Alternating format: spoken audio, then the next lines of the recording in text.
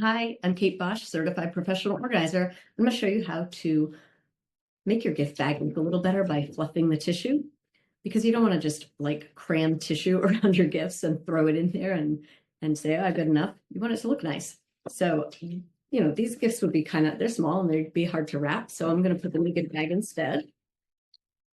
Put your gifts in there, and you don't even have to put tissue around them at the bottom, because this fluffing technique is going to hide whatever's in there. So just take your piece of tissue paper and grab it from the center and kind of twist around to make a tissue paper bouquet, just like that. And stick the point down in there until the paper is the height you want. Usually, a little bit lower than the handles. That's really all you need to do.